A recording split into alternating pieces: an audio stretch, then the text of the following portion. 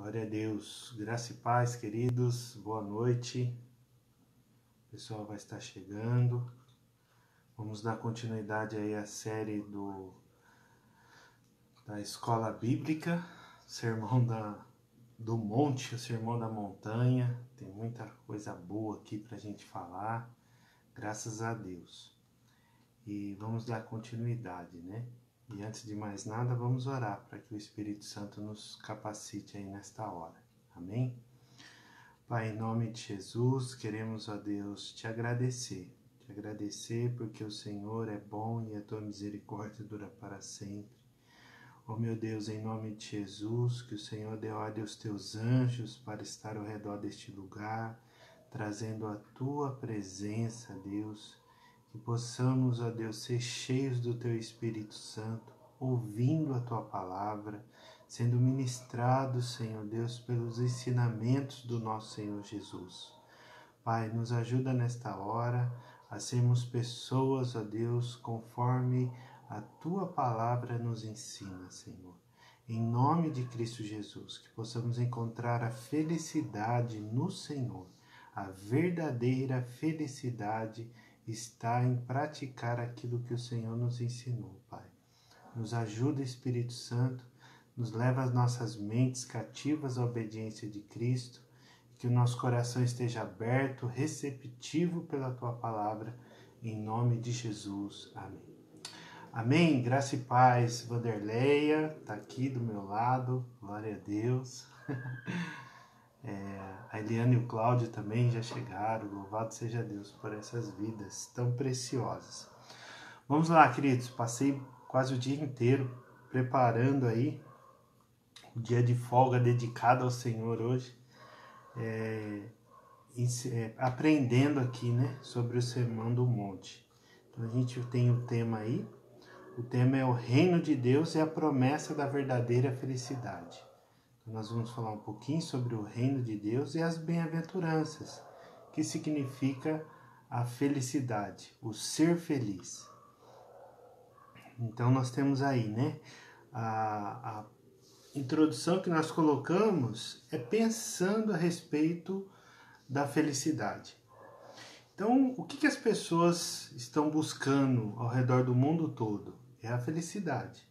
Ser feliz, ter paz, ter prosperidade, mas antes de mais nada, ser feliz, buscar a felicidade. Umas pessoas buscam felicidade nas outras pessoas, então querem encontrar no próximo a felicidade. E às vezes acaba se frustrando, né? Porque não é possível a outra pessoa se fazer ela feliz. A ideia, o que é para a nossa vida? É buscar em nós a felicidade para derramar sobre a vida do próximo. Então essa felicidade estando com Jesus, né, esse objetivo de estar sempre buscando em Deus, na graça, na Trindade, a verdadeira felicidade para poder aí sim derramar sobre a vida do próximo. Então ninguém casa, por exemplo, para fazer para ser feliz, mas sim para fazer o outro feliz. Então isso é bem diferente e na prática a gente vê um significado bem profundo nisso, né? E outros também buscam, por exemplo, o dinheiro, né? O dinheiro, aquilo que o dinheiro pode comprar. Dinheiro não traz felicidade, diz o ditado popular. Manda buscar. Porque às vezes as pessoas estão ali buscando o dinheiro, mas para ela poder viajar, para ela poder não passar por dificuldade financeira, tá buscando dinheiro, recompensas financeiras, recursos, ações, tudo que envolve dinheiro, para quê? Para que ela possa se deleitar nos seus prazeres. Isso também é um erro que nós vamos aprender mais na frente, né? Hoje nós vamos estar concentrados nas bem-aventuranças. E por outro lado também existe o poder, a ilusão do poder para trazer essa autoridade, para trazer um status. ser valorizado pela posição social que você ocupa. Então, isso são buscas diferentes de felicidade. Então, esses princípios, nós vemos que está na contramão da palavra de Deus. E nesta noite, na escola bíblica, nós vamos aprender o verdadeiro significado da felicidade. Então, amados, a felicidade que dura para sempre, sempre estará para fazer a vontade de Deus. Então, aquele que faz a vontade de Deus sempre vai ser uma pessoa feliz, uma pessoa obediente, que cumpre os mandamentos do Senhor. Não é algo que ela está criando, não é algo que ela está inventando, não. É algo que ela está obedecendo. Um mandamento que foi escrito há mais de 2000 anos. A Bíblia Sagrada representa uma história de um Deus cujo tem um povo que foi abençoado pelas suas mãos. E aqueles que obedecem os seus mandamentos encontram uma recompensa, que uma delas é a felicidade que nós vamos ver. Uma felicidade verdadeira vai nos acompanhar enquanto sermos como discípulos que se aproximam, da verdade de quem é Cristo. Às vezes as pessoas se aproximam de Deus e não sabem quem é Cristo. O que Cristo significa para ela? Então, o que Cristo significa para você? Então, é esse pensamento que nós precisamos estar mantendo, fazendo a vontade de Deus e garantindo assim a felicidade. O contexto histórico aqui, queridos, é importante a gente ressaltar a expectativa que o povo tinha do reino de Deus.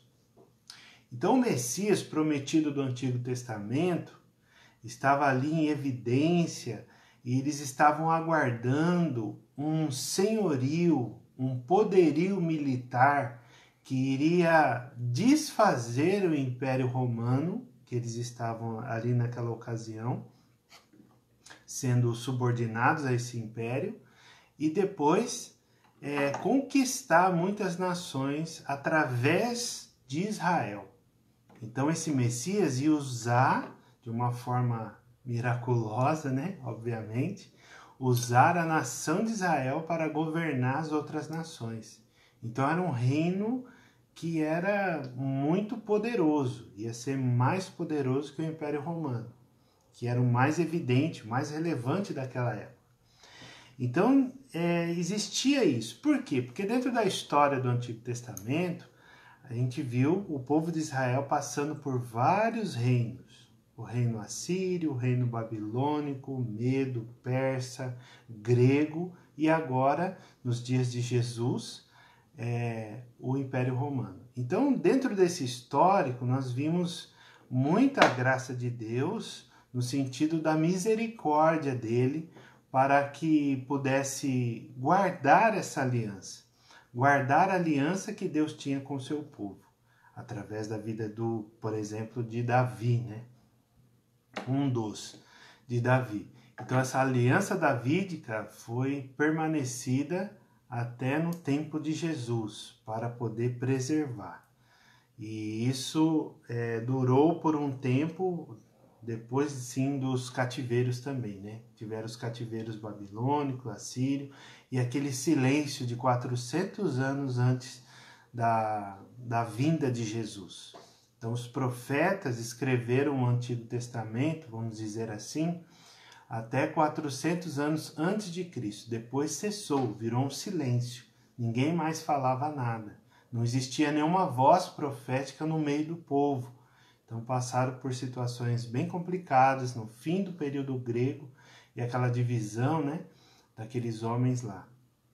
Então essa era a expectativa deles, Eles achavam que o Messias ia vir com carros, cavalos, um exército poderoso, uma força militar que iria trazer um reino diferente, um reino que estava ali para poder fazer a vontade de Deus.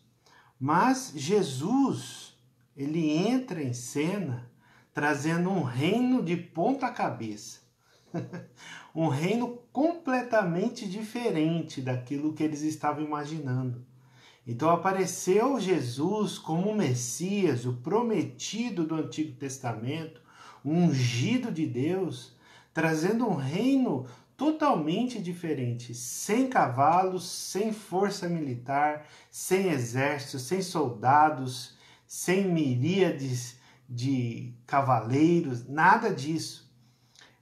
Jesus apresentou um reino começando com aquele que é mais humilde, começando com aquele que é menos valorizado, com aquele mais prejudicado dentro de uma sociedade. Olha só a abordagem de Jesus quando nós olhamos para o Sermão do Monte. Evidentemente que o Sermão do Monte não é só as bem-aventuranças. Quando as pessoas pensam no Sermão do Monte, elas vão pensar nas bem-aventuranças quando ele sobe no monte e começa a ensinar, como nós vimos semana passada. Mas a verdade é que o Sermão do Monte existe uma aplicabilidade da lei de uma forma nunca vista antes. E isso nós vamos ver no decorrer desses 3 capítulos. Não sei até a altura que nós vamos conquistar aqui, né, nessas bem-aventuranças. Mas é importante dizer que Jesus apresentou 2 coisas fundamentais dentro desse discurso tão poderoso, cheio de autoridade, e uma autoridade que excedia os conhecimentos daquela população. 2 coisas que ele apresentou. Primeiro, a palavrinha arrependimento. Arrependimento foi o início do discurso, o início do ministério, o início do ensinamento do Mestre Jesus. Ele começou por essa linha de arrependimento. Por que as pessoas deveriam se arrepender dos seus pecados, das suas atitudes, das suas afrontas, das suas opressões e tantas características erradas, os pecados evidentes que as pessoas e a própria nação estavam cometendo. Esse arrependimento precisava ser urgente para que se estabelecesse esse reino de Deus que ele estava anunciando. Então essas 2 palavras, arrependimento e reino de Deus, que estavam caminhando ali juntas para poder trazer essa diferença de pensamento, essa oportunidade de mudança e transformação. Aquelas pessoas não queriam mais viver daquela maneira. Elas não queriam mais ser subjugadas por aquele império. Eles queriam ser pessoas diferentes, pessoas que vivessem uma independência. Mas isso ocorre de uma forma totalmente diferente daquilo que eles estavam acostumados. Estavam acostumados com a base militar, estavam acostumados com os soldados andando nas cidades principais lá de Israel, e consequentemente Jerusalém. Então, Cafarnaum, existiam bases militares que os exércitos estavam ali tomando conta, e outros países também, outras províncias que existiam naquela época. E aí Jesus apresenta isso, que o reino de Deus, e nós vemos lá em Lucas, que o reino de Deus está dentro de nós. Aí a coisa muda. Aí a cabeça deles começou a sair fumacinha, né? Você imagina a cabeça deles saindo um monte de fumacinha, fervendo ali por dentro, porque eles falam, mas como isso? Como ser ali, ter essa mudança, né? E ter todo o reino de Deus, que era uma coisa muito grandiosa e valorosa dentro de uma única pessoa. Então eles não conseguiam entender isso. Mas isso traz um contraste, né, por aquilo que eles estavam pensando, como nós falamos, totalmente diferente. É um ensino transcendental. O que significa isso? É uma expectativa além da nossa racionalidade, precisa de um conhecimento superior, de uma força externa, para poder exercer essa prática desse ensinamento. É um ensinamento transcendental no sentido do quê? Que nós precisamos da força do Espírito Santo do poder do Espírito Santo para colocar em prática essas bem-aventuranças. Então, as bem-aventuranças, por exemplo, o Sermão do Monte, ele é dito para pessoas crentes em Cristo, não o ímpio. O ímpio não vai entender, não vai discernir esse entendimento aqui, não vai discernir esse mandamento. Ele não vai conseguir entender, mas nós podemos entender, nós podemos até praticar, e nós não vamos ter que ler, estudar o Sermão do Monte, porque nós somos crentes, né? Para nós nos tornarmos mais crentes. Não é esse o propósito. O propósito é que se nós somos crentes em Jesus Cristo, então, consequentemente, existe uma obrigatoriedade de aprender com aquele que nos ensinou através da palavra de Deus.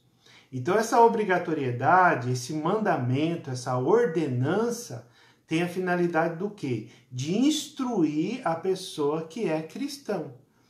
Então, se nós, obviamente, que somos cristãos, nós precisamos receber o ensinamento do nosso mestre, que é Jesus Cristo. Amém, queridos? Então, deixaram muitos seguidores também impressionados pela maneira que Jesus ensinava. Era algo assim bem diferente, né? Muito diferente que nós temos. Então, o reino de ponta cabeça, na contramão de tudo que nós estamos aprendendo, né? Amém, queridos? Glória a Deus. Então, vamos lá, vamos para o texto. Começar aqui. Existe nove, como que fala? 9 bem-aventuranças. Alguns vão dizer o quê? Que existe 8 bem-aventuranças. 8 bem-aventuranças. E essas 8 bem-aventuranças são o quê? São a maneira de encarar aqui essas qualificações, esses comportamentos, essa vivência de cada indivíduo. Outros vão dizer que são 9 bem-aventuranças. Então, nós vamos trazer do partido, porque como o 8, a 8ª e a 9ª são muito próximos, então nós vamos separar aqui e vamos ler de uma forma que existam 9 bem-aventuranças. Ok? Vamos lá, para a glória de Deus, chegamos aqui, né? Então, só para recapitular um pouquinho, né, aquilo que nós falamos na semana passada, vamos ler a partir do versículo 1 e até o versículo 12, ok? Que diz assim: ao ver as multidões, Jesus subiu ao monte, ele se assentou e os seus discípulos se aproximaram dele. Então ele passou a ensiná-los. Jesus disse, aí entra o nosso texto aqui em destaque, tá? Bem-aventurados pobres em espírito, porque deles é o reino dos céus. Bem-aventurados que choram, porque serão consolados. Bem-aventurados mansos, porque herdarão a terra. Bem-aventurados que têm fome e sede de justiça, porque serão saciados. Bem-aventurados misericordiosos, porque alcançarão misericórdia. Bem-aventurados limpos de coração, porque verão a Deus. Bem-aventurados pacificadores, porque serão chamados filhos de Deus. Bem-aventurados perseguidos por causa da justiça, porque deles é o reino de Deus. E a 9ª aqui na nossa qualificação diz assim, no versículo 11: bem-aventurados são vocês quando, por minha causa, os insultarem e os perseguirem, e, mentindo, disserem todo o mal contra vocês. Alegrem-se e exultem, porque é grande a sua recompensa nos céus, pois assim perseguiram os profetas que viveram antes de vocês. Amém? Graça e paz, Maria. Seja bem-vinda, irmã. Glória a Deus pela sua vida. Então, olha só que, é tremendo isso. É maravilhoso. É muita coisa importante para que a gente possa pensar aqui juntos, né? Vamos pensar juntos nessa bem-aventurança.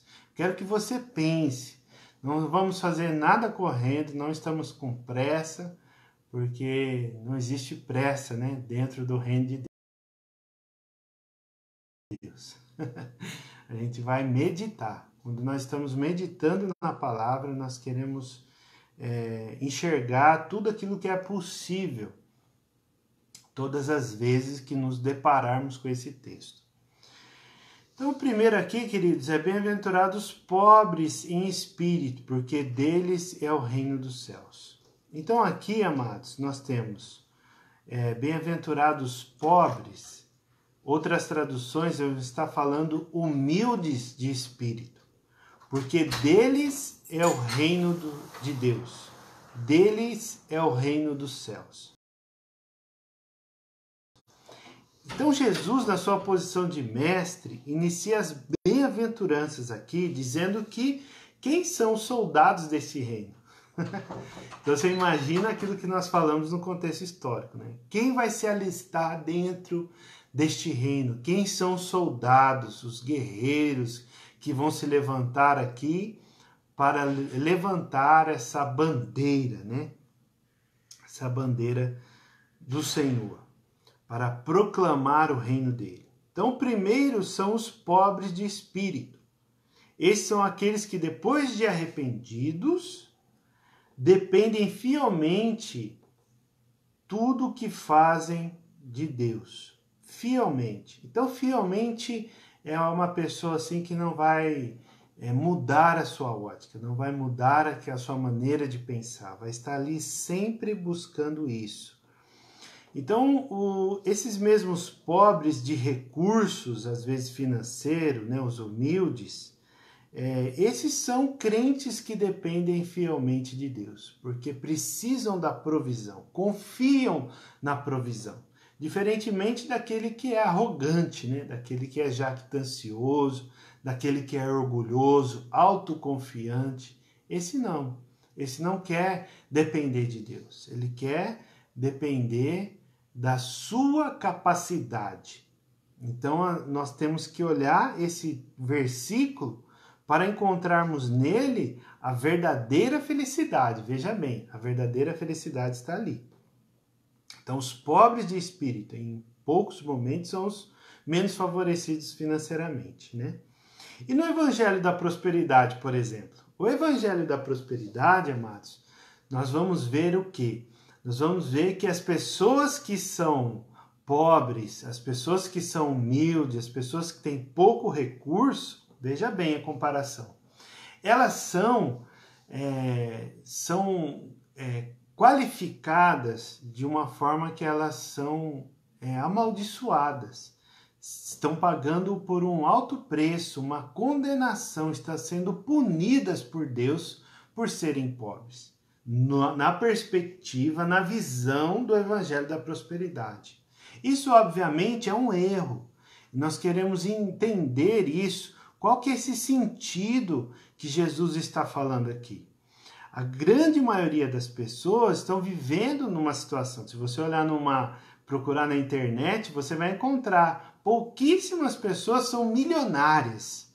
Pouquíssimas pessoas. A grande maioria tem uma vida bem humilde, bem simples, né? Então nós vemos isso. Agora, é pecado ser uma pessoa simples? É um pecado ser uma pessoa pobre? É um pecado ser uma pessoa humilde, que não tem tanto recurso? Obviamente que não. Isso nós sabemos que não. Então nós temos que desconstruir essa má impressão de valorizar a aparência das pessoas. Porque às vezes as pessoas têm muito dinheiro, só que não tem um espírito quebrantado, um espírito que dependa totalmente do seu Deus.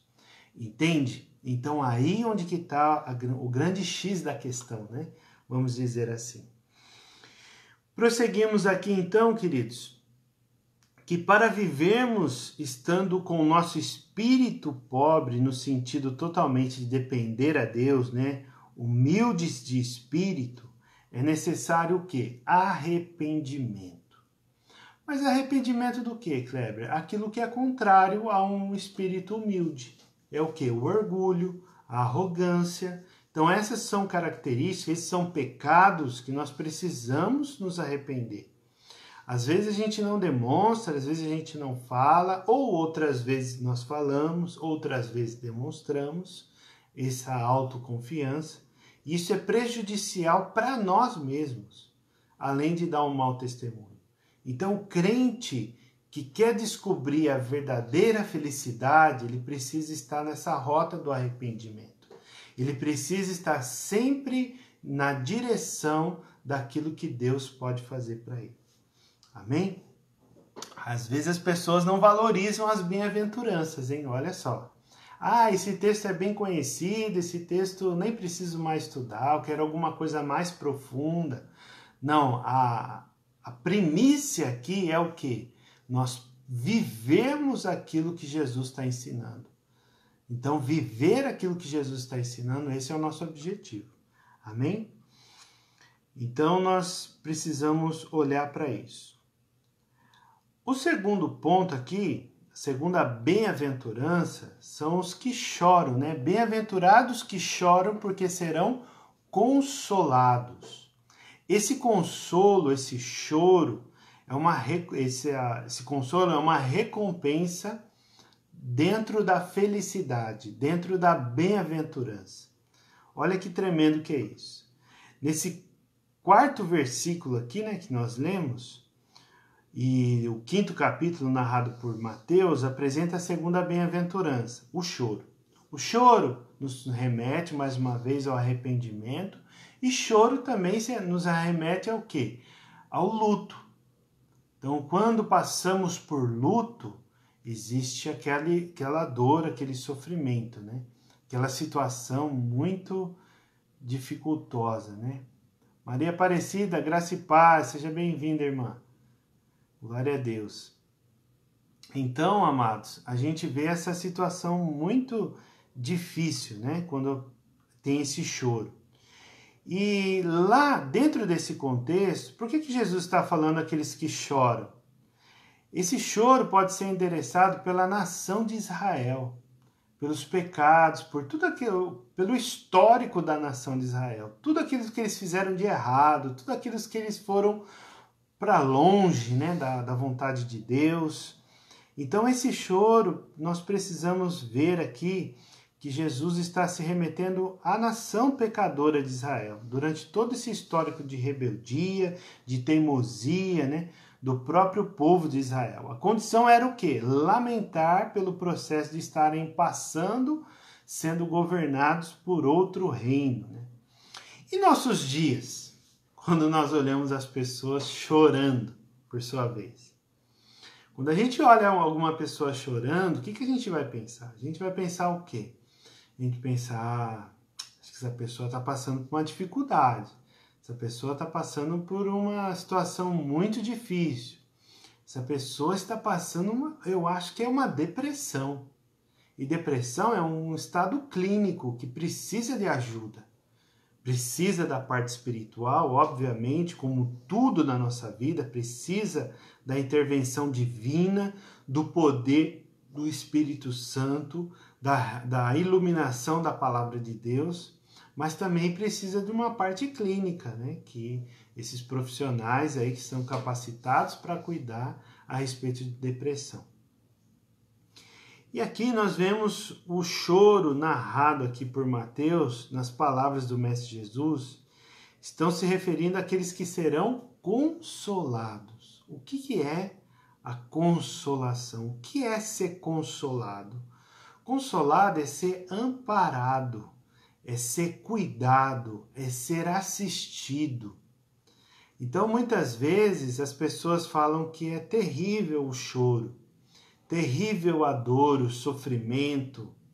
É verdade, isso não é mentira, não é um engano. O sofrimento não é um engano, é uma verdade.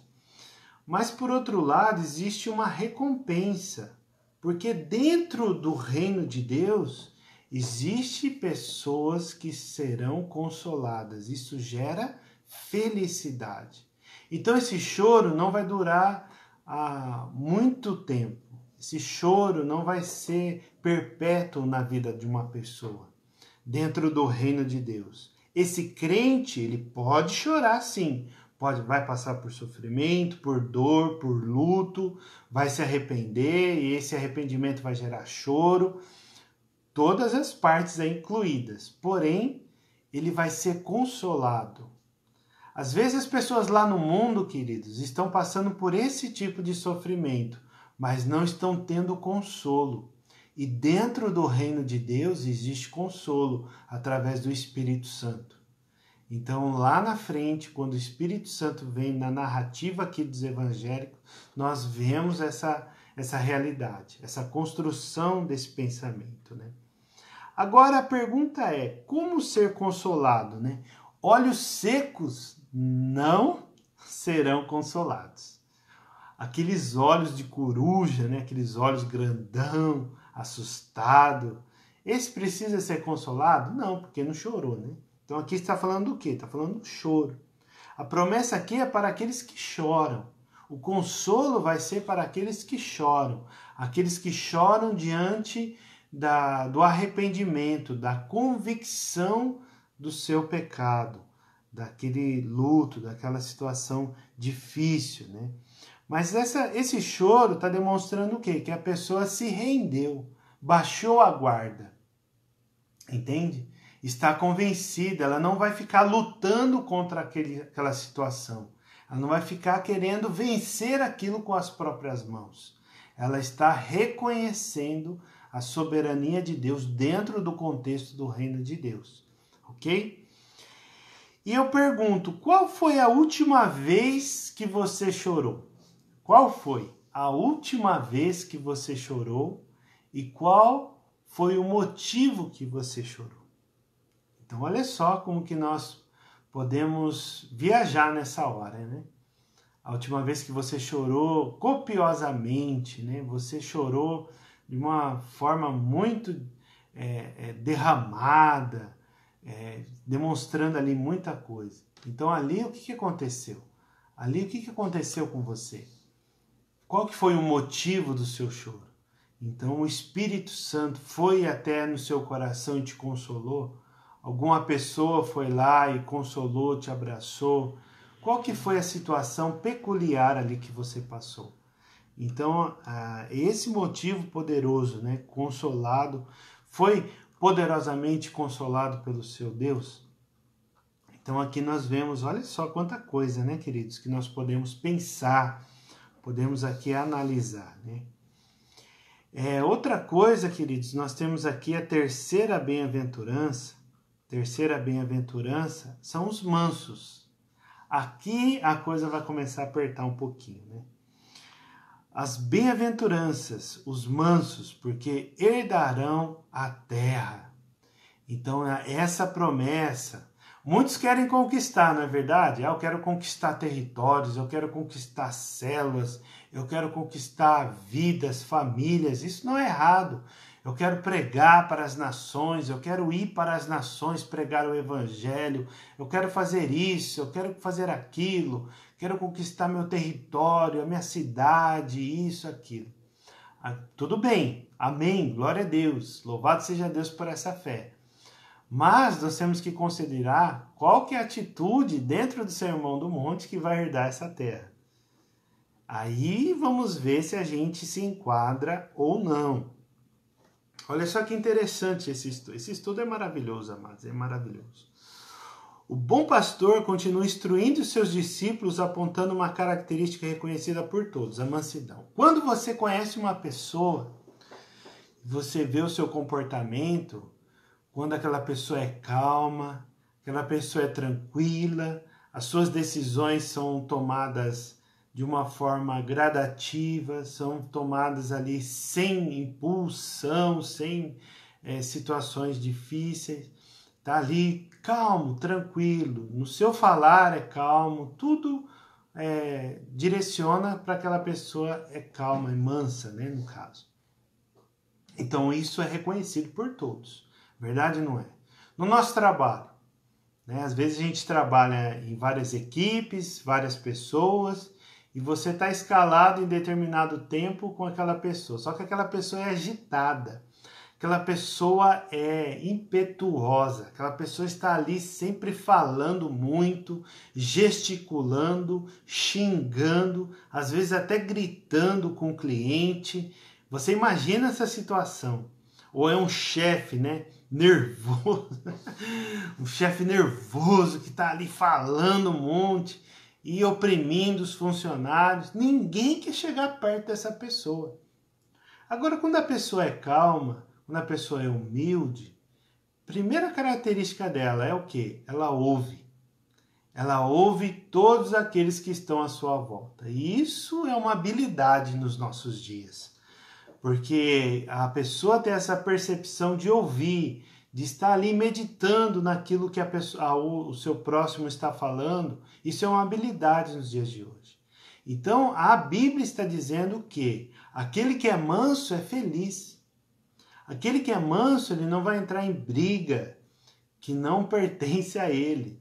Entrar numa briga que não é dele, que não pertence ao seu reino. O reino de Deus é totalmente diferente. O reino de Deus, às vezes, é visto de ponta cabeça, na contramão da direção, né? E esse público que estava ali, graça e paz, Marcinha, seja bem-vinda. Louvado seja Deus pela sua vida.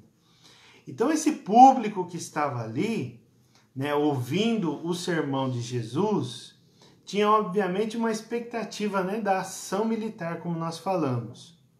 Aí Jesus ele está citando aqui, segundo os estudiosos, lá em Salmos 37, versículo 9 e Salmos 37, versículo 11. Nós vamos ler o versículo 9 e o versículo 11 de Salmo 37. Olha o que diz. Porque os malfeitores serão exterminados, mas os que esperam no Senhor possuirão a terra.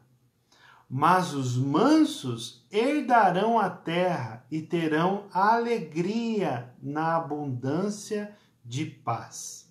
Olha que tremendo é isso.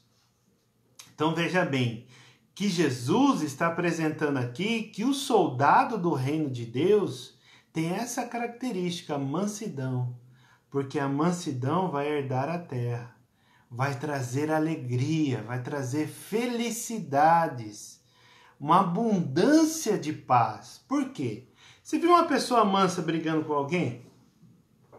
Você viu uma pessoa mansa discutindo, batendo, jogando pedra, bomba? Não, não existe isso. Não tem, não existe. Por quê? Porque a ideia dessa pessoa mansa é descansar no Senhor, é esperar em Deus. Então isso, amados, nós precisamos estar buscando sempre esse conhecimento, sempre buscando essa prática, né? Hoje poderíamos enumerar vários episódios, sim ou não? Vários episódios que a gente perdeu a cabeça na nossa vida, durante a nossa caminhada com Cristo. Não antes, estou falando antes. Antes você não conhecia Jesus. Antes o Kleber não conhecia Jesus. Estou falando agora, depois que nós conhecemos a Cristo. Existiu episódios, poucos episódios, obviamente, mas existiu. Existiu episódios que você quis resolver as coisas da sua maneira. Existiu episódios que você quis resolver do seu jeito, né? Depois de um período de indignação, de revolta, ira, né? São muitos, né, que estão nessa situação. Mas o que precisou para trazer essa mudança? Arrependimento. Reconhecimento, aquele impulsão, né, que teve ali no ímpeto da razão, da informação que você recebeu, por exemplo, gerou aquela indignação e você falou coisas que não é verdade, ou até que é verdade, mas não poderia ser dita daquela maneira, daquela abordagem. Então nós vemos isso. Isso é um bom sinal, queridos. Por quê? Porque existe esperança para aqueles que estão em Cristo. Agora é diferente quando aquela pessoa se revolta, quando aquela pessoa se ira e não muda. Olha só, porque o que a Bíblia diz lá, quando Paulo fala na carta aos Efésios, quando diz que não coloque o sol sobre a sua ira, não deixe o sol se pôr sobre a sua ira. Então quer dizer o quê? Para você resolver aquilo, não deixar protelar por muito tempo. Então isso é característico das pessoas que estão seguindo a Jesus, que estão querendo, buscando, com todo o seu esforço e sua dedicação, através do poder do Espírito Santo, está obedecendo aos mandamentos de Deus. Olha só que lindo que é isso. Porque às vezes as pessoas falam, eu errei, eu vou sair da igreja. Eu errei, eu vou desistir do meu casamento. Não quero mais saber desse casamento. Eu errei, eu não quero mais saber dessa profissão. Eu perdi a cabeça, eu não sirvo para isso.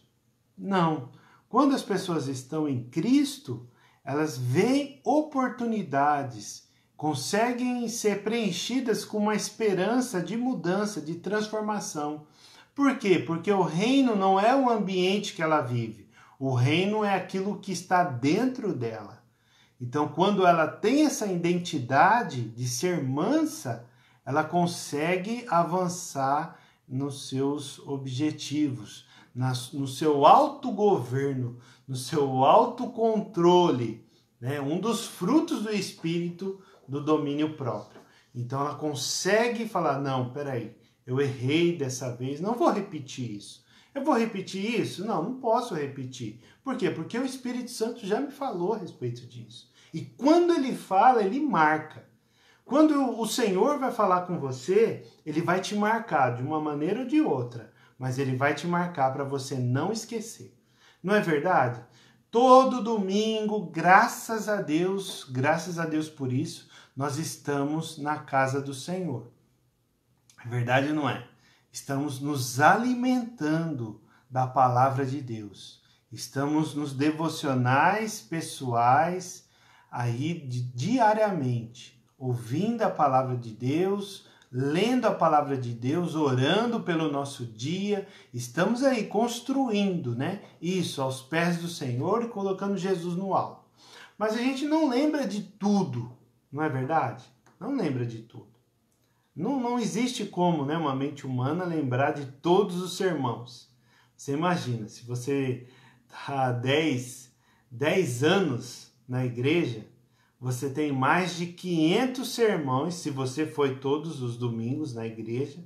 Você tem mais de 500 palavras, 500 mensagens, 500 sermões pregados pelo pastor lá que estava ministrando. Então você imagina, 500 sermões dentro da sua cabeça. Então, mas alguns você lembra até hoje, não é verdade? Você lembra quando ouviu a primeira vez aquele pastor, aquele conferencista, o seu pastor, né, no nosso caso da Igreja Batista, o apóstolo Jacó, quando ele trouxe alguma palavra para você, e aquilo foi ali direto à sua necessidade, e você lembra dessa palavra até hoje. Então isso quer dizer o quê? Que existe uma esperança. Existe uma esperança para nós, para a nossa vida com Deus. Essa aproximação, né? Essa aproximação. Então nós vemos aqui qual que é a maneira vitoriosa de vencer esse temperamento que muitos de nós admitimos que existe em nosso caráter. Como que quem poderá nos defender?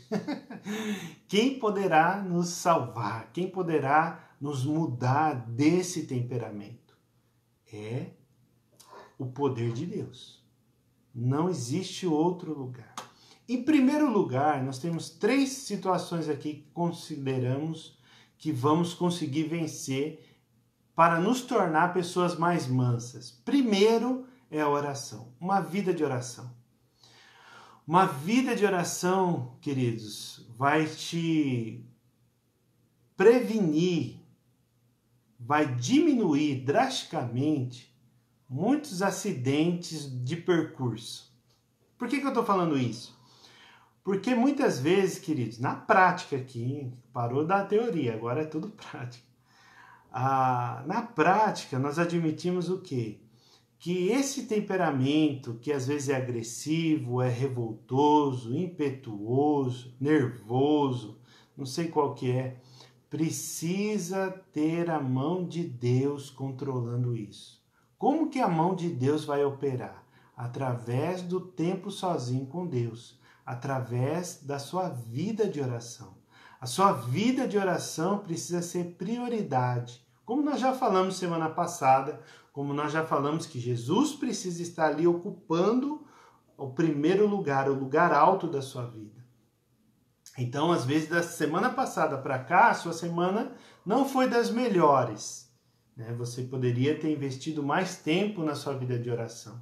Mas isso é uma construção, é tijolinho por tijolinho. Então, você vai aumentando de 5 minutos para 10 minutos, 15 minutos, meia hora e assim por diante. Então, a vida de oração vai te trazer paz, vai te trazer mansidão. Porque aqueles que estão perto de Deus vão ser mansos e humildes. Lembra lá de Mateus capítulo 11? Também que fala sobre a mansidão? Que tremendo é isso. Em segundo lugar, queridos, é esperar para tomar decisões importantes na sua vida. Às vezes a gente, por esse nervosismo, por esse temperamento, por essas situações aí de indignação, a gente acaba tomando decisões precipitadas. Decisões precipitadas, por exemplo, no casamento. Então, quando você está nervoso, nervosa aí no casamento, você tem que esperar. Espera a poeira baixar, deixa os ânimos descerem, ser subjugados, deixa a sua carne ser subjugada pelo Espírito nesta hora e depois você toma a decisão. No seu trabalho não é diferente. No seu trabalho, muitas vezes, as pessoas ficam ali irritadas e tomam posições, tomam atitudes que vão estar comprometendo toda a sua carreira profissional. Então, nós precisamos aguardar o tempo certo, depois de um período de oração, depois de um período de meditação na palavra, para tomar as decisões. E não é diferente dentro do ministério, dentro da igreja que você frequenta. Lá na igreja que você frequenta, você não pode tomar as decisões assim, de pronto, de bate-pronto. Não, precisamos esperar, precisamos conversar, precisamos nos inteirar das informações primeiro, porque às vezes as pessoas não sabem o que está acontecendo e acabam tomando partido, tomando atitudes. Eu vou sair dessa igreja porque estão dizendo isso, estão dizendo aquilo, e você na verdade não sabe de nada. Então nós precisamos ponderar isso. Vamos conversar com as pessoas que sabem e podem nos ajudar, né? Então, isso é tomar atitudes, é esperar para tomar atitudes de grande valor na sua vida. Tanto no casamento, como nós falamos, na profissão e ministério. Algumas delas, né? Esse foi o segundo. Então, o primeiro foi a vida de oração. O segundo é esperar para tomar a atitude correta. E o terceiro é ouvir conselhos de pessoas experientes. Mais experientes do que você, por exemplo, né? Isso vai trazer o quê? Vai trazer a característica do crente humilde, o crente sábio, o crente que passou pelo processo de arrependimento, o crente que reconhece que Deus é o Todo-Poderoso. E essas pessoas, nós já oramos, estamos esperando no Senhor e nós vamos ouvir conselhos. Isso é sabedoria, queridos. Porque você não vai aprender com o erro dos outros. Você não vai aprender com o seu próprio erro, que é mais comum. A sabedoria é quando você aprende com o erro dos outros. E aí quando você ouve essas experiências de pessoas, às vezes não são pessoas consideravelmente mais velhas do que você. Às vezes não, eu tenho 30 anos, então eu tenho que ouvir uma pessoa de 50, 60. Não, mas às vezes ela é mais experiente naquele determinado assunto, naquele aspecto, naquela profissão, naquela situação que você está passando. Então a pessoa trabalha com medicina, por exemplo, então ela vai procurar, às vezes a pessoa é mais jovem, só que ela acabou de sair de um curso. Por exemplo, quem trabalha com segurança. Segurança, a pessoa já tem 20 anos, trabalha na segurança. Teoricamente, ele já viu muita coisa, já sabe como se equilibrar em várias situações. Mas quando chega uma pessoa, né, dentro desses 20 anos lá, 6 meses antes de completar esses 20, ela chegou com uma carga de conhecimento nova. Muitas atualizações de leis e muitas atualizações de treinamento, de vivência ali, de prática, né? Também ali dentro do seu contexto. Então ela pode também te agregar, não menosprezar. Não, isso aí é recruta, né? Vamos falar na segurança, né? Isso daí é recruta, isso aí não, isso daí é cabão velho, né? Isso aí não. Não, isso daí não resolve. Não, queridos, às vezes não, às vezes a gente precisa ouvir também. Pessoas mais experientes do que você. Então isso que é o foco, né? Dentro dessa mansidão. E dentro disso, olha só, na prosperidade repousará a sua alma e a sua descendência herdará a terra. Então a pessoa mansa,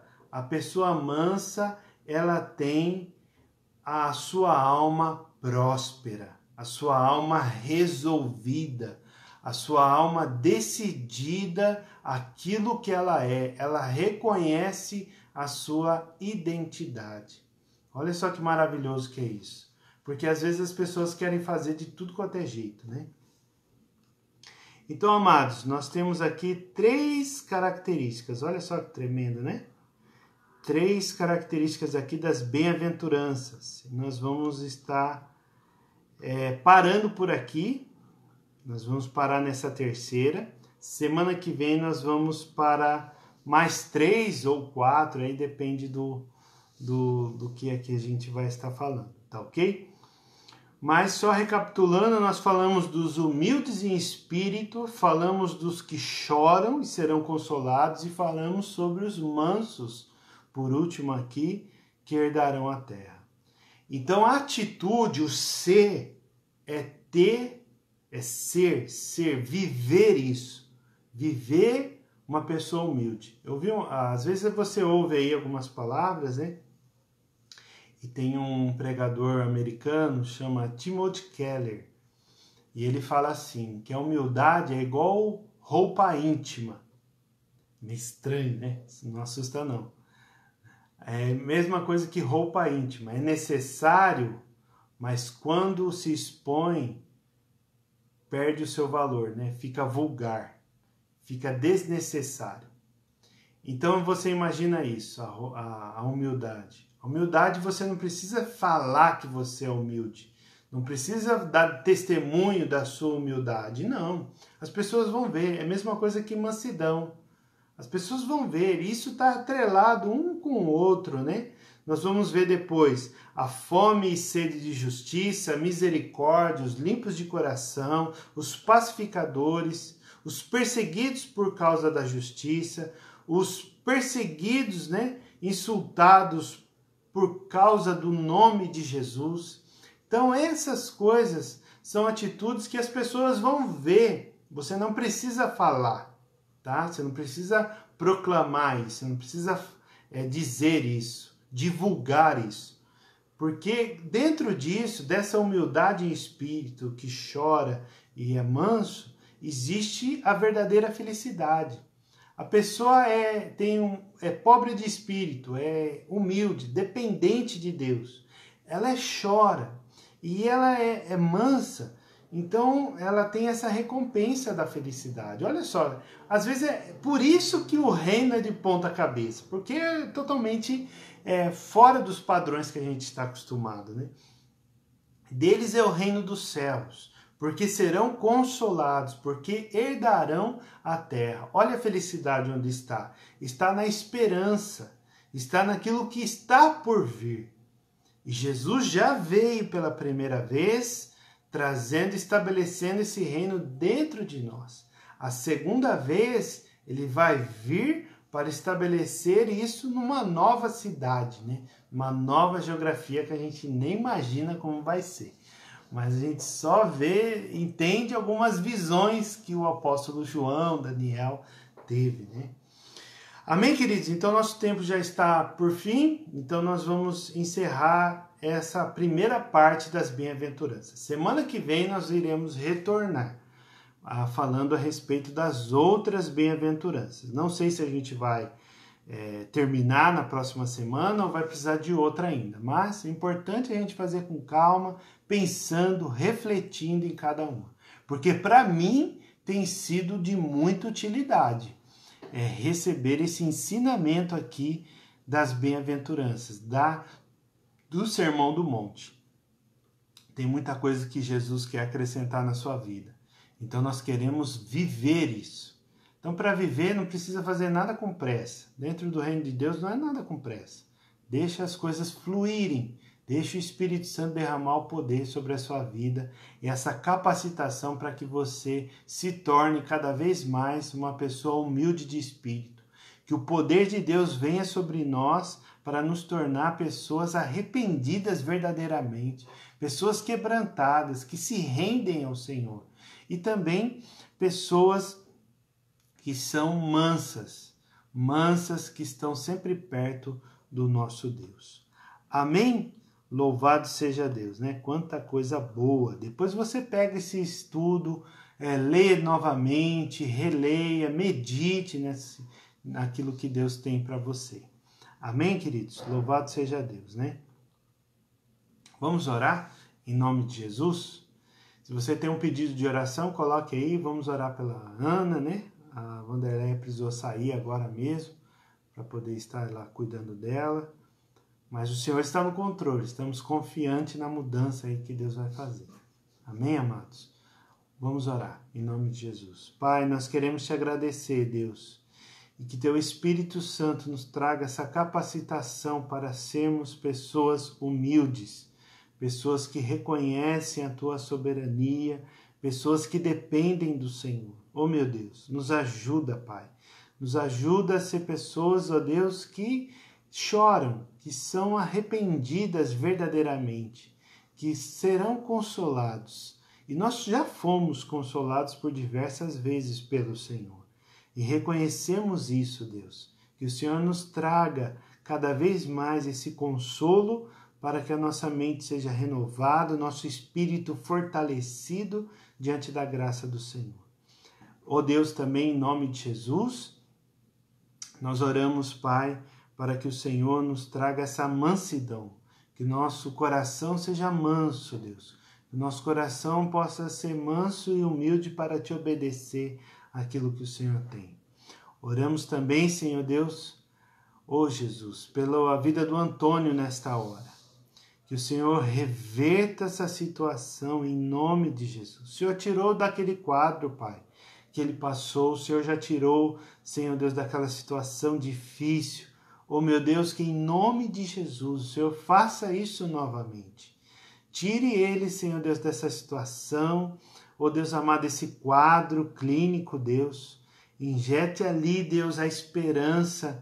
Declaramos o sangue de Cristo sobre a vida do Antônio, meu Deus.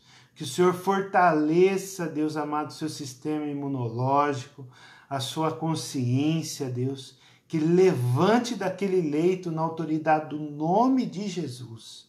Também oramos pela vida da Ana, que o Senhor faça da mesma forma, Deus. Que o Pai amado, a vida dela seja tocada pelo teu poder, Deus. Que ela se levante, Senhor Deus, dessa prostração e que ela se levante, Deus, glorificando o Senhor, porque o Senhor é bom e a tua misericórdia dura para sempre. Faz isso, Deus amado, sobre a vida deles, ó Deus, dessas pessoas nesta hora, em nome de Jesus. Amém. Amém, queridos? Louvado seja Deus, feliz demais aqui por esse estudo. E nós vamos nessa direção para glorificar o nome do Senhor. Então, se a gente praticar aquilo que o Senhor Jesus está nos ensinando, a nossa vida será diferente, a nossa família será diferente, E a igreja será diferente. Olha, preste bem atenção nisso.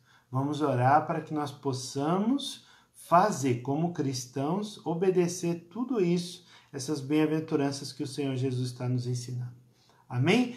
Graça e paz, Deus abençoe e até a próxima semana, em nome de Jesus.